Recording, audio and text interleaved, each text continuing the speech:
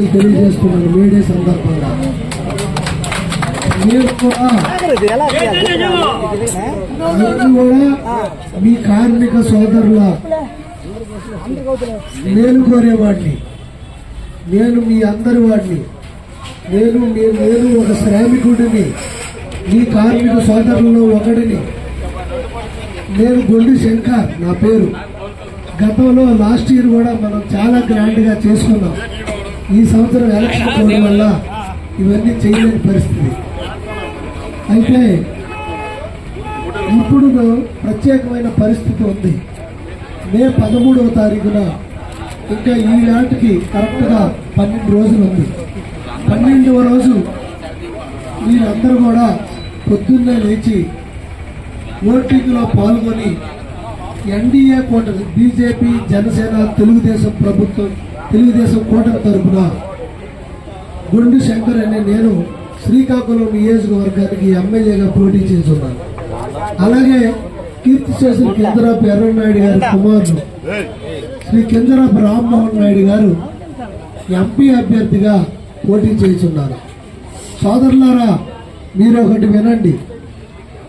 మన వెన్ను విరిచాడు, మన నడ్డి విరిగిపోయింది, మొత్తం వ్యాపార రంగం కుప్పకూలిపోయింది.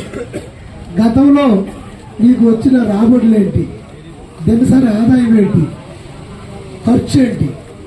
ఇప్పుడు మీకు వస్తున్న రాబడి ఏంటి, దినసరి ఆదాయం ఏంటి, ఇప్పుడు ఖర్చు ఏంటి, మీకు ఏం మిగులుతుంది, మీరు సేవింగ్ ఎంత చేస్తున్నారో ఒకసారి బేరీజ్ వేసుకోండి గతంకి ఇప్పటికి.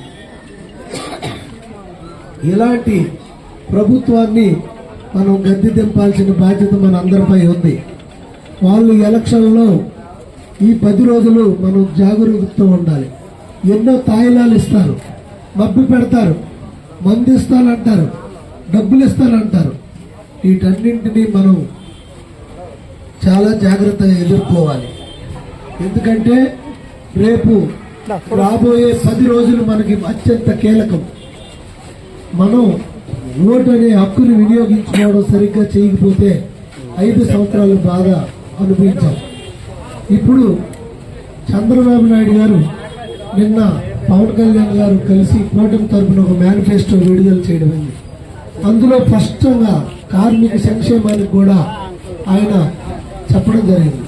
ప్రమాదవశాత్తు బీమాలో ఏదైనా జరిగితే బీమా ద్వారా 10 లక్షలు ఇస్తామని కూడా చెప్పడం జరిగింది. ఎన్నో సంక్షేమ కార్యక్రమాలు, అభివృద్ధి కార్యక్రమాలు కూడా పెడతామని కూడా మనకు స్పష్టమైన హామీ ఇవ్వడం జరిగింది. వీటన్నిటినీ మనం దృష్టిలో పెట్టుకుని రేపు రానున్న ఎలక్షన్లో సైకిల్ గుర్తుపై రామ్మోహన్ నాయుడు గారికి ఎంపీ అభ్యర్థిగా, గొండి శంకర్ అనే ఎమ్మెల్యే అభ్యర్థిగా అత్యంత మెజారిటీ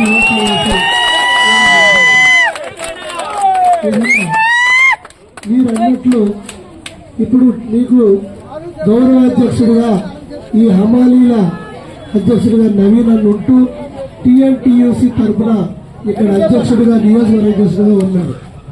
అందుకు మీకు ఒకటే మాటిస్తున్నా, ఇప్పుడు కష్టాలు వచ్చినా, మీకు ఎప్పుడు ఏ విధమైన సమస్యలు వచ్చినా మేము మీకు విన్నట్టు ఉంటాం, మీ కుటుంబ సభ్యుడిలాగా ఉంటాం, మీ అందరితో ఉంటాం. నేను మీ అందరి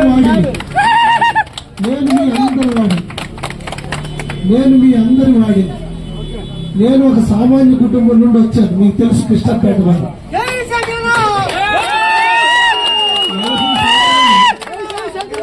40 సంవత్సరాలు మేము పార్టీకి, మా కుటుంబం చేసిన సేవకి గుర్తింపుగా సామాన్యమైన కార్యకర్త నన్ను ఎమ్మెల్యే టికెట్ ఇవ్వడం జరిగింది.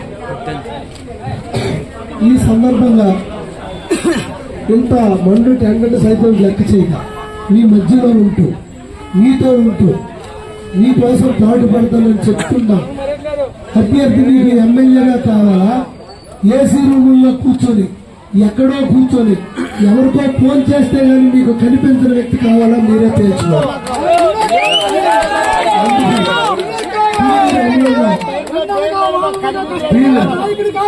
టీవీ రమణ చెప్పారు.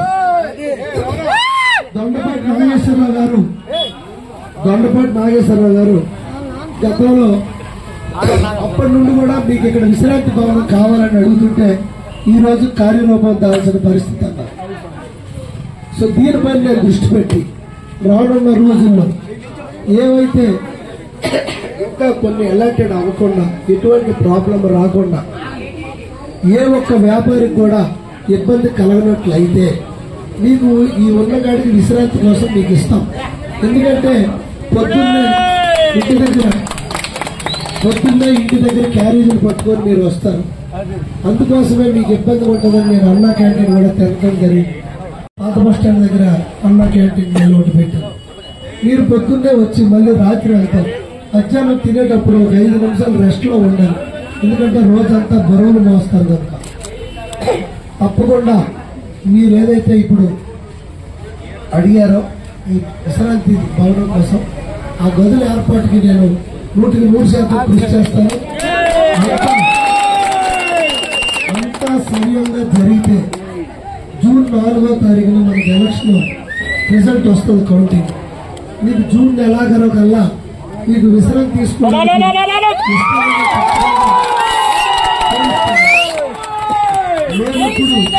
దీనికి ఎలా తీసుకోవడమా లేకపోతే ఎక్కడైనా గవర్నమెంట్ ల్యాండ్ ఉందా దీనికి అదనంగా ఏం చేయడమో చూస్తాం.